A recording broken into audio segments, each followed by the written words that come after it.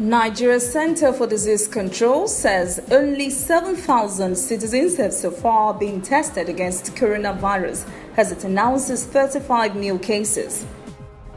The country continues to fight another epidemic as Bauchi reports 19 Lassa fever deaths. On the international scene, internal rancor has prevented Iran from containing Covid-19 outbreak. And in sport, Athletics Federation of Nigeria Annual Congress postponed.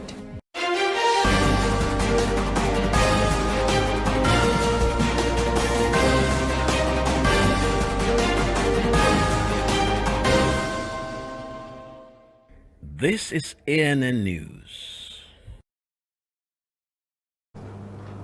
I am Olajumoke Olatunji.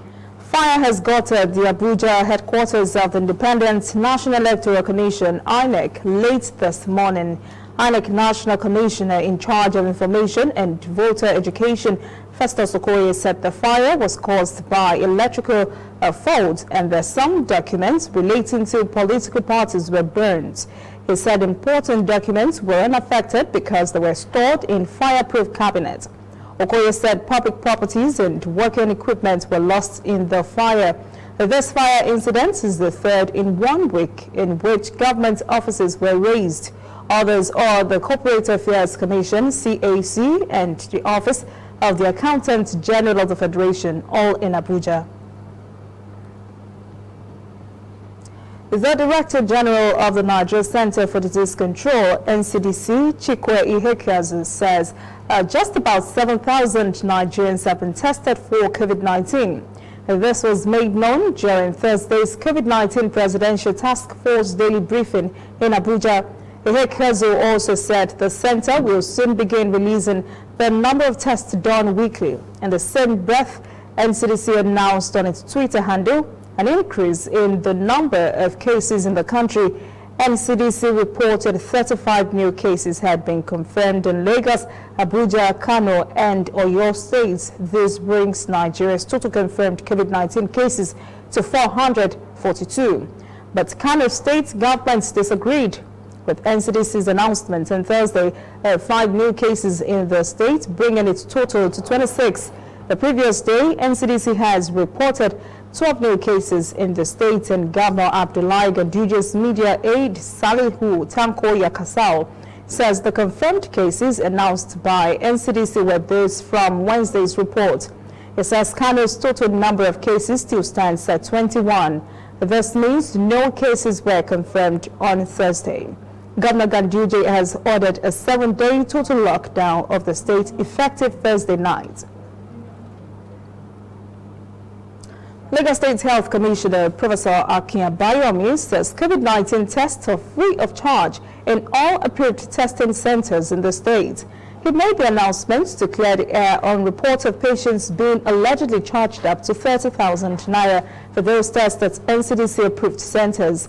He said no designated testing center is allowed to collect money for tests. The commissioner also announced on his Twitter page that 2 new coronavirus deaths had occurred in the state. At the same time, 5 patients were discharged from the isolation center. Abayomi said this brings to 10 the number of COVID-19 deaths in the state, while 90 patients have been discharged. He said the 2 deceased persons had no travel history or contact with an infected person. Lagos State government has warned residents against vigilante operations during the COVID-19 lockdown. Special advisor to the governor on works and infrastructure, Aramide Adeyoye, released a statement on Thursday warning residents against setting up bonfires on tarred roads. She said bonfires could destroy the asphalt used to construct the roads. She said heat generated by bonfires could damage the roads which have been constructed with taxpayer money. She described the practice as unpatriotic and environmentally hazardous.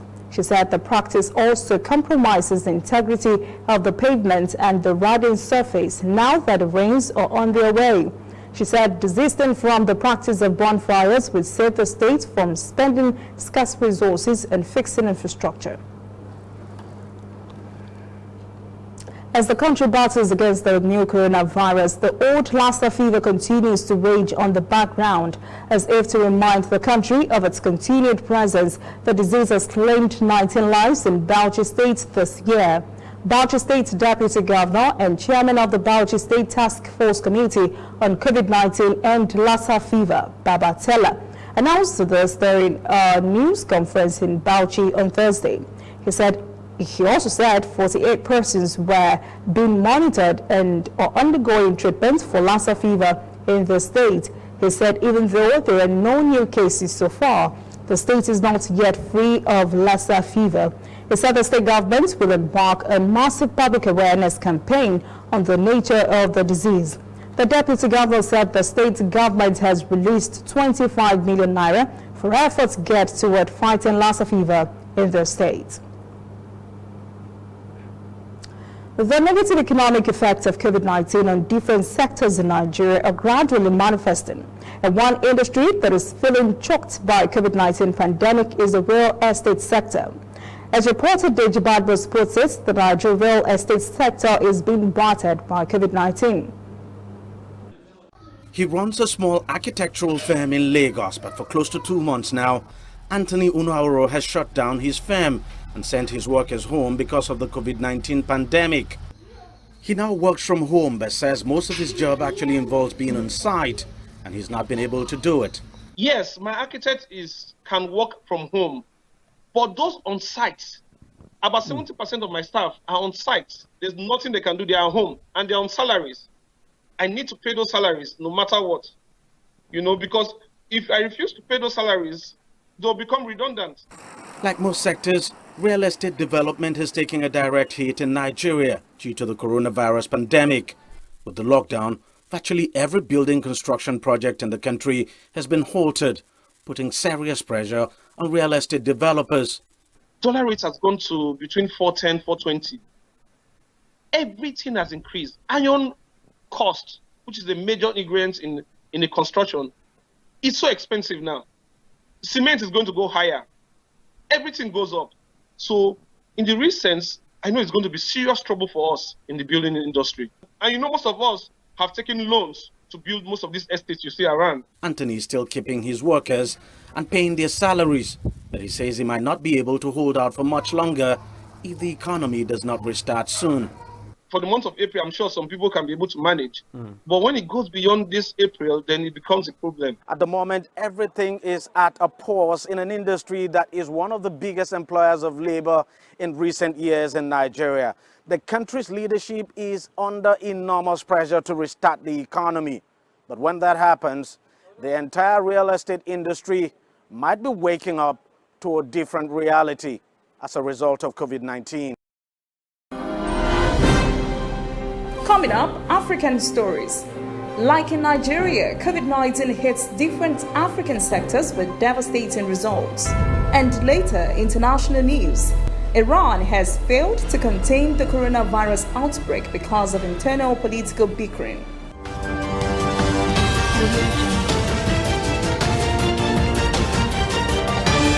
You are watching ANN. Somewhere in the world, every second of the day, news is happening. And of course, Nigeria is bustling with news day and night. That is why ANN doesn't sleep. Our eyes are peeled, wide open, so no story escapes our radar. We stay abreast of world events and happenings at home. We keep you up to the minute in the world of sports. We give you information to stay on top of your investments and all the hard facts you need to navigate your day. If you miss us on air, you can keep up to date on our website and on our social media platforms, Twitter, Instagram, and Facebook at ANN Africa TV. We are ANN, African News Network. We do news right in a truly African spirit. Welcome back. This is ANN News. Just as the Jibad was reported before we went on that break, COVID-19 is battering Nigeria's real estate, but it doesn't stop in Nigeria alone. South Africa is getting hit in its auto industry. Angela Kapola has the story. If the lockdown continues beyond the end of April, it could have severe repercussions in the auto sector. We've suspended production. There are no vehicles that are sold currently at all, nor are they maintained. Our export book is in bad shape because we are not able to send vehicles out of the country. So we cannot obviously afford any extension beyond the 30th of April. The entire automotive sector value chain is affected, specifically the smaller business in the crucial components sector. Maybe some of our big manufacturers, just like the OEMs, are able to cover things a little bit longer than you would find with some of the smaller, especially South African-owned companies. While all businesses in the chain are suffering locally, the restart when it comes isn't straightforward. Global demand is expected to be 30% less initially. Demand has slowed down, throughout the world for new vehicles, and we are seeing a situation where the return is definitely not going to be full scale. We'll certainly be looking at different permutations in terms of coming back into production. As the ramp-up of production begins, the auto sector will be focused on its viability. Biggest priority now is certainly to try and spare jobs as much as possible as we can. We don't want to people to lose their jobs unnecessarily because of the situation that we find ourselves in. There's no question that the auto sector in South Africa is going to be changed when the country emerges from this lockdown period. Now the question is, how many people are going to remain employed? While it is not any better in Egypt, where businesses are experiencing downturns as COVID-19 bears down on the country, but the government is doing something to soothe the pain. Adu El Marouki reports the government is issuing COVID-19 relief grants. In just 4 days, 2 public financial entities distributed COVID-19 relief grants to 1.4 million Egyptians. The Agricultural Bank of Egypt and the Egypt Post were entrusted with this mission. An entirely new system had to be established with only a single weekend to prepare. Once the governor of the central bank assigned us, we were given 48 hours to establish the grant system. All our outlets across the country were ready. Many of us have barely slept for the past 3 days for this system. When we started distributing, some spent the night in the bank. We've shown that our infrastructure is strong. About 2 million Egyptians have applied for this 3-month grant program. To take pressure off banks, COVID-19 grant also issues a debit card for each of the approved citizens. With it, they can withdraw funds for the following months from an ATM. In just 1 week, unbanked Egyptians were able to take a step forward towards financial inclusion. The biggest halls were open to accommodate the scores who showed up. One by one, they anxiously wait to hear their name called to receive their $32 for the month. It may not sound like a lot, but to many here, it will make a difference. The circumstances are tough. There's no work. Many of the companies in the neighborhood have shut. Many people are avoiding to pay for parking. They park in the streets. So comparing $32 to no income, it will definitely support me. The government will be paying out $134 million over a 3-month period. It could consider extending the grant if COVID-19 impacts last longer.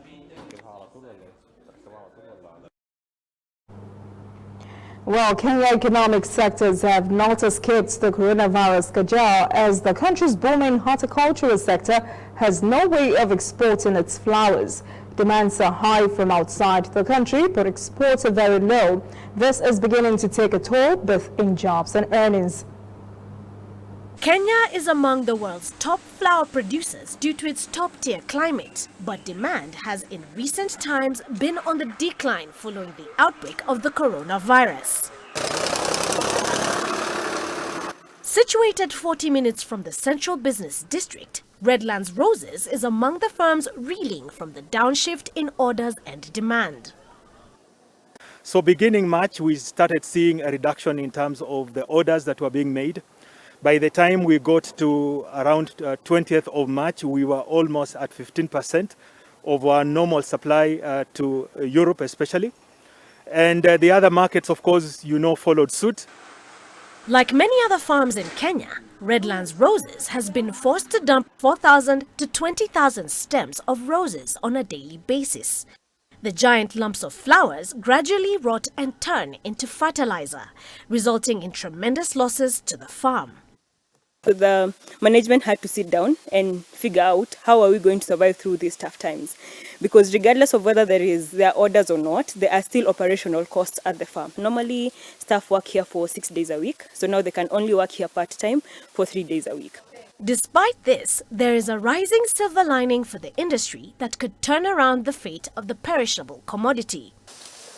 In the last 3 weeks, we have seen that market opening up, as we have seen the number of infections in China dropping, so the demand has also come up. The Chinese market is an important market for us. Despite Asian markets representing a small glimmer of hope, the industry is facing a cumbersome challenge.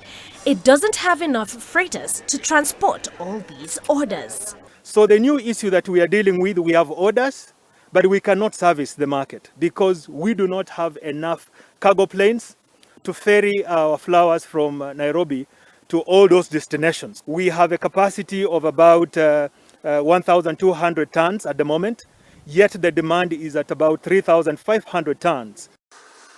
The revival of the industry could mean workers who lost their jobs could now be employed again.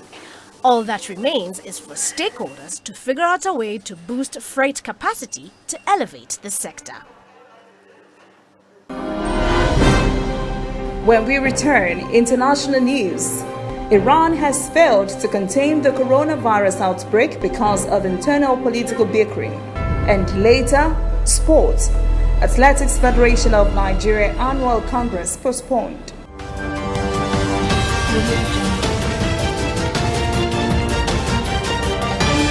You are watching ANN. Whether in your house, at your office, on your phone or online, we are there. We have the facts behind the headlines. We cut to the chase with the news you really need. We cover every angle. We are the bigger, better news network. We are African News Network. ANN. Watch ANN News on MITV from a truly African spirit. Welcome back. This is ANN News. Since COVID-19 outbreak in Iran in February, internal political clashes have prevented authorities from adequately responding to the pandemic. As a result, Iran has become one of the worst affected countries. As of a week ago, more than 66,000 Iranians have been affected and more than 4,000 have died from a population of more than 80 million. Iranian President Hassan Rouhani had declared during a cabinet meeting in early April that the country was on the right path in the battle against COVID-19.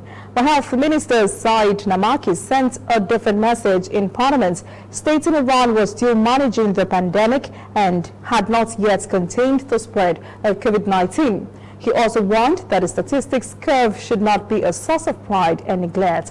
The health minister's concerns were echoed in a parliament's debate on the same day over whether to impose a nationwide lockdown, being advocated by some members.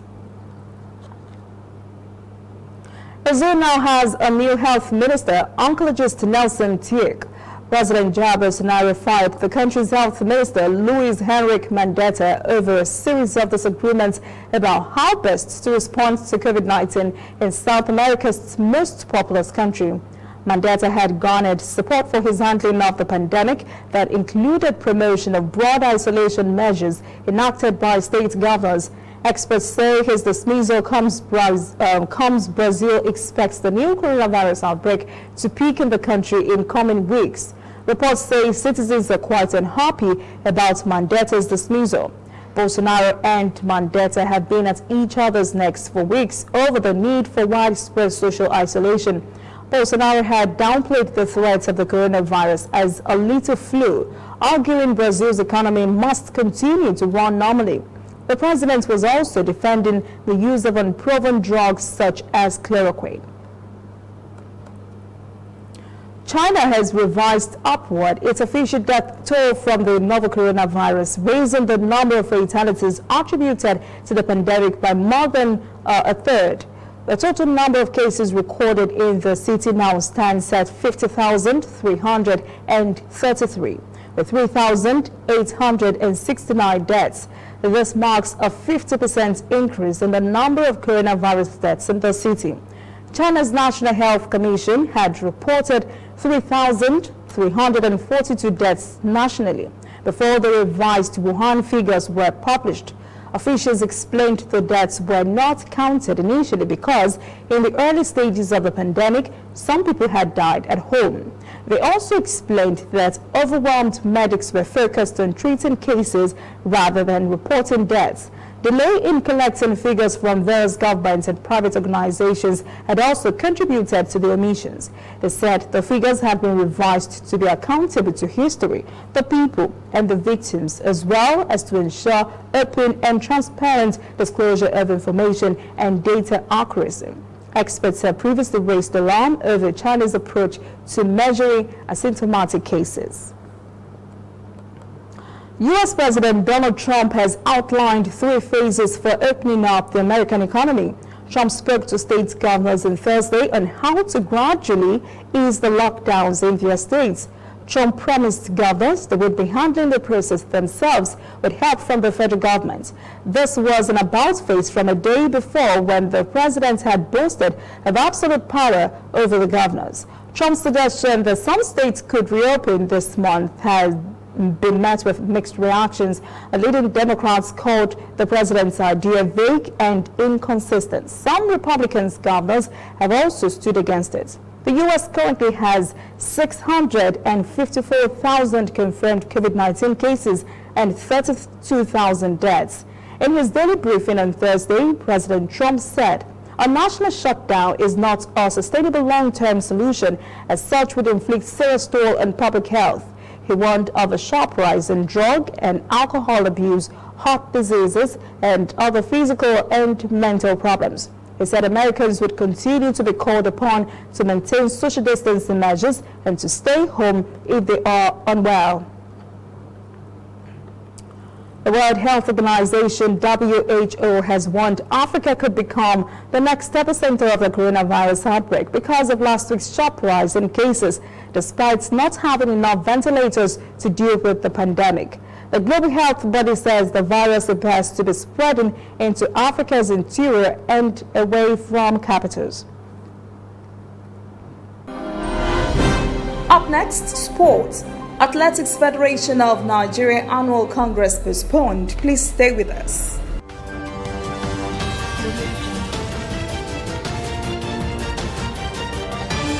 You are watching ANN. We are on the road every day, canvassing throughout Africa for news you really need. We follow the story everywhere, from every corner of Nigeria to the wide African expanse.